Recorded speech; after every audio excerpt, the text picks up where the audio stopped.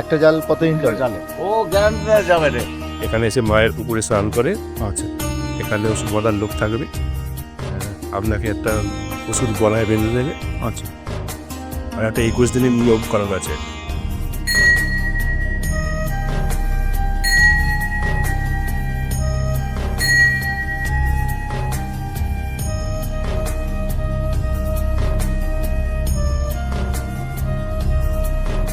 এখানে হাঁস বলি হয়, এখানকার এটা ফেমাস, এটা আমার বাবার মুখে শোনা।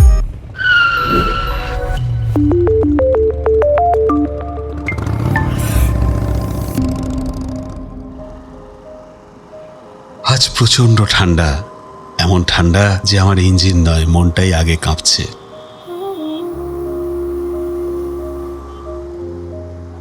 আর আমার পিঠে বসে থাকা দুই লাস্ট বেঞ্চারের অবস্থা তো আরো শোচনীয়। বিবেক উঠেই বলছে, কি ঠান্ডা ভাইরি। দেবাশিস চুপ। ও যখন চুপ থাকে আমি বুঝে যাই ঠান্ডাটা সিরিয়াস। আমি নীলু। আজ আমি দুই লাস্ট বেঞ্চারকে নিয়ে চলেছি এমন এক জায়গায় যার নাম হাওড়া জেলার ভ্রমণ মানচিত্রে নেই, কিন্তু আমরা তো লাস্ট বেঞ্চার। যে জায়গার নাম নেই সেখানেই আমাদের বেশি টান। আজকের গন্তব্য উলুবেড়িয়ার আনন্দময়ী কালীবাড়ি এবং কাছেই হীরাগঞ্জের মা বিশ্বহরীর জাগ্রত মন্দির। হাওড়া আর আশেপাশের জেলার মানুষের কাছে এই মন্দির দুটি বেশ জনপ্রিয়।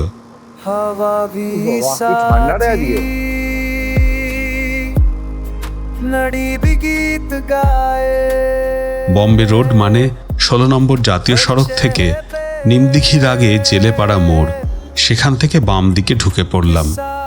এই রাস্তাটা আসলে লোকাল মানুষের শর্টকাট। উলুবেড়িয়ার ভিড় এড়িয়ে চুপচাপ শহরের পেছন দিক দিয়ে ঢুকে যায়।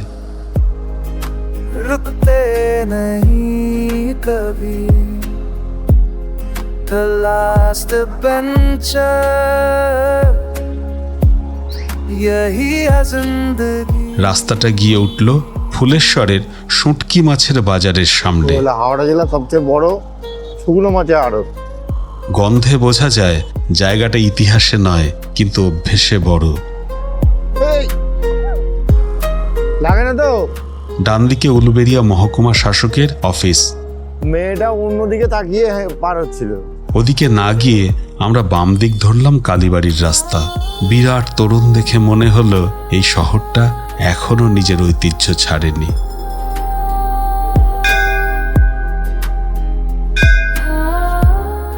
আমরা এসে গেছি উলুবেড়িয়া আনন্দময়ী কালীবাড়ি, খুব বিখ্যাত জায়গা।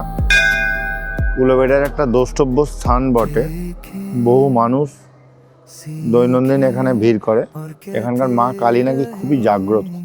আনন্দময়ী কালীবাড়ি উলুবেড়িয়া শহরের অন্যতম প্রাচীন ও জাগ্রত শক্তিপীঠ হিসেবে পরিচিত।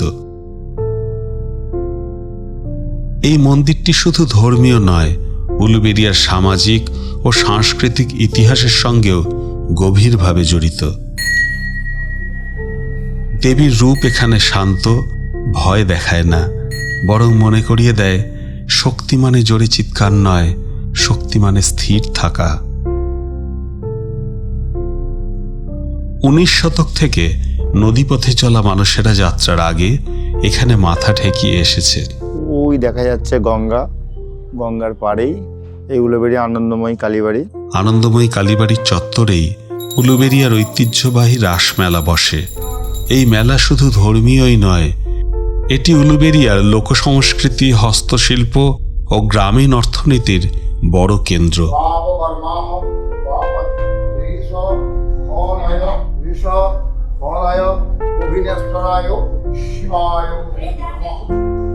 বহু দশক ধরে এই মেলা আশপাশের গ্রাম ও শহরের মানুষকে একত্র করে আসছে।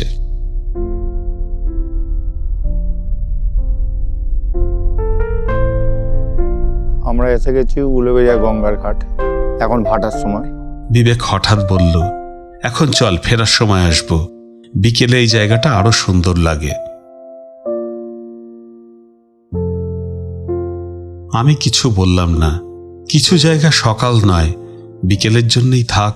কিছু খাও না কেন ভালো খাওয়া দাওয়া সিঙ্গারা খাবো স্পন্দ খুব ভালো নাম করে সিঙ্গারা আছে দাদা তোকে একটা দেবাশিসের খিদে পেয়ে গেছে।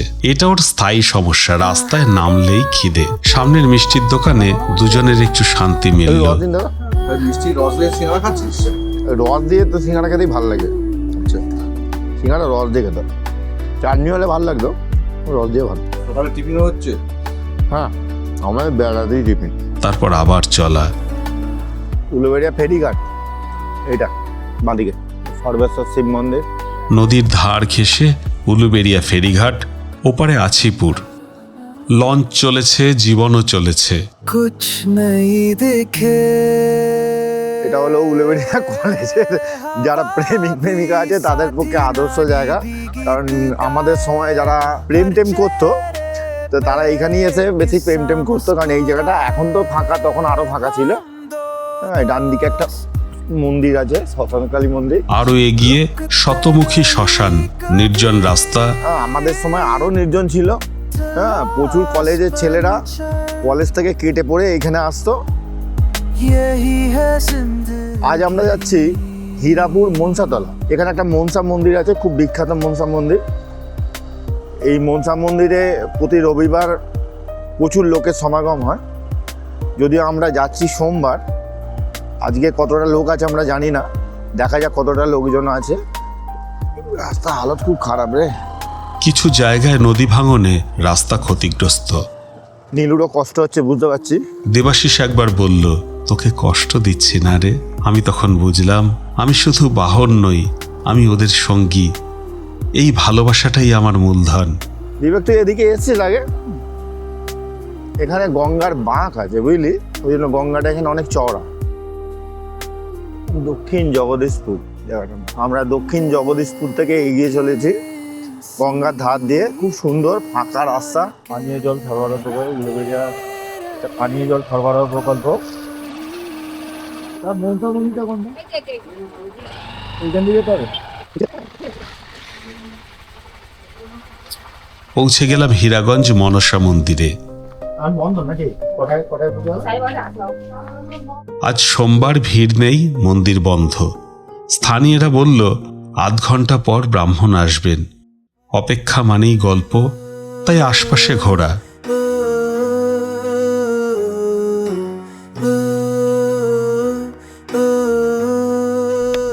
গঙ্গার পাড়ে ইট বানানো হচ্ছে, রোদে শুকিয়ে নৌকোয় তোলা হচ্ছে। জানা গেল এই ইট গঙ্গা পার হয়ে আগুনে পোড়ানো হবে। দেবাশিস অবাক, ইট বানানো এর আগেও কখনো দেখেনি। কারিগর বলল প্রতি ইট 1 টাকা, 15 দিন রোদ, বছরের কয়েক মাসই তো এই কাজ। জীবনের দাম কখনো কখনো 1 টাকার মতোই সহজ। কি মাছ ধরা এগুলো? ইলিশ। ইলিশ হয় এটাই? এখন তো ইলিশ পড়ে না। না এই টাইম হয়ে এসছে। নদী, ইট, জাল সবাই নিজের মতো করে বেঁচে থাকার একটা চেষ্টা জালের দাম করছে। কিরম আছে? 2,000 টাকা পড়ছে। একটা জাল কত ইঞ্চি জালে? ও গ্যারান্টি দেওয়া যাবে রে। এই মন্দিরটা জানার কারণ হচ্ছে আমার ছোটবেলায় আমার বাবা নিয়ে এসেছিলেন এখানে। ছোটবেলায় এখানে একটা মানে মানসিক ছিল বাবা মা। আচ্ছা তো সেইখান থেকে আমার এটা ভালো লাগে। এখানে হাঁস বলি হয়, এখানকার এটা ফেমাস, যেটা আমার বাবার মুখে শোনা। আর আমিও ছোটবেলায় যখন আসতাম তখন দেখতাম যে তীর্থার্থী যারা আসেন তারা খুব সুন্দর করে পুজো অর্চনা করেন, ঢাক ঢোল বাজিয়ে, অনেকে ঘোড়ার গাড়ি করে আসে, দেখেছি। ব্রাহ্মণ এলেন, মন্দির খুললেন। মা বিশ্বহরির সামনে একটা অদ্ভুত শান্তি। 1357 সালে মন্দির প্রতিষ্ঠা হয়েছে, আসি মন্দিরটা। তারও আগে মনসার গাছ ছিল। আচ্ছা তখন ছোট ঠাকুর ছিল, ওগুলো আরও আগে আমাদের দেখার আগে বা আমাদের বাবাদেরও দেখার আগে। ভক্ত সব রকমই আসে, কিন্তু তার মধ্যে হচ্ছে যাদের ধরুন মায়ের একটা দৈব ওষুধ দেওয়া হয়।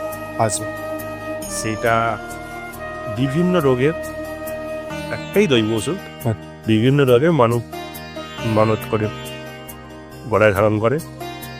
তারপরে একটা নিয়ম কানুন আছে তার, 21 দিনের একটা নিয়ম আছে। এই দৈব রোগে মানে ওষুধ দিয়ে মানে কবে দেওয়া হয়? না রবিবার দিন না, প্রতি রবিবার দেওয়া হয়। এই দৈব রোগ ওষুধ যদি কেউ নিতে চায়, নেওয়ার পরে কোনো মানে নিয়ম কানুন আছে কিনা যদি একটু বলেন। হ্যাঁ একটু নিয়ম কানুন আছে। ওষুধটা এখানে এসে রবিবার দিন 11টা নাগাদ এখানে এসে মায়ের উপরে স্নান করে, আচ্ছা এখানে ওষুধ বলার লোক থাকবে, আপনাকে একটা ওষুধ গলায় বেঁধে দেবে। আচ্ছা, আর একটা 21 দিনের নিয়ম করার আছে, এগুলো পালন করতে হবে। পালন করলে 21 দিনের পর 22 দিনের দিন ওষুধ গলা থেকে ওষুধটা ছেড়ে জলে ফেলে দিতে হবে। দিয়ে এবারে যতদিন না আপনি মায়ের একবার পুজো দিয়ে যাচ্ছেন ততদিন আপনাকে ওই পেঁয়াজ রসুন ক্যাঁকড়া ডিম মাংসটা খাওয়া যাবে না। ফেরার পথে কাঁটাখালি মহাশ্মশান, বুঝলি? নির্জন। কি আছে? আমার ইচ্ছা লাগলে কথা যাবি? দুই লাস্ট বেঞ্চার ঢুকে পড়ল। আমি ভাবলাম এখানেই ওদের আলাদা করে চেনা যায়। ওরা ভয় খোঁজে না, ওরা শান্তি খোঁজে। জীবনে এত ঠক্কর খেয়েছে বলেই ওরা জানে শান্তি জায়গার নাম নয়, মনের অবস্থা। ওম ভূভুবস্য তস্য বিতুর্বরেণ্যং ভর্গো দেবস্য ধীমহি ধিয়ো ন প্রচোদয়াৎ। মনে আছে রে ভাই এখনো? আয়ত্তমন্ত মনে আছে। ফেরার পথে কাঁটাখালি মহাশ্মশান, এই যে জায়গাটা দেখছেন, এই জায়গাটা আমাদের খুব ভালো লাগলো। এই জায়গাটা নির্জনতা এবং এই জায়গাটার সৌন্দর্য, এই জায়গাটার যে সৌন্দর্য আমাদের খুব ভালো লেগেছে। তো এই জায়গাটা আমরা ভাবলাম যে 2-4 মিনিট কাটিয়ে যাই। আর এই যে সামনেটা যেটা দেখতে পাচ্ছেন ওটা হলো জল পরিশোধন প্রকল্প। এটা এখান থেকে উলুবেড়িয়া পৌরসভায় জল যাচ্ছে, পানীয় জল যাচ্ছে এইখান থেকে। অবশ্যই এদিকে এলে একবার দেখে যাবেন, বেশ ভালোই লাগবে আপনাদের।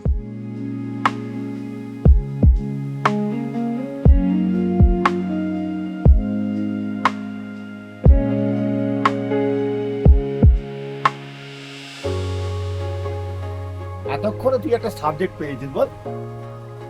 এই যে 4টে খাম্বা, ওর মানে হলো ধর্ম, অর্থ, কাম, মোক্ষ। জানিস কি? পুরোহিত মশাই এখন জ্ঞান দিচ্ছে। হ্যাঁ, পুরোহিত মশাই জ্ঞান দিচ্ছে।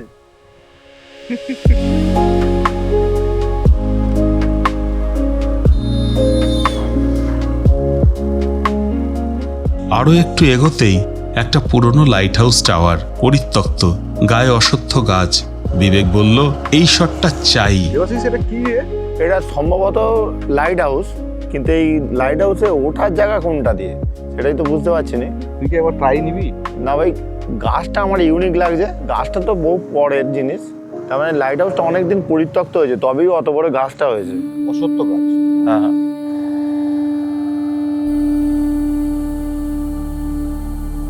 Water keeps flowing.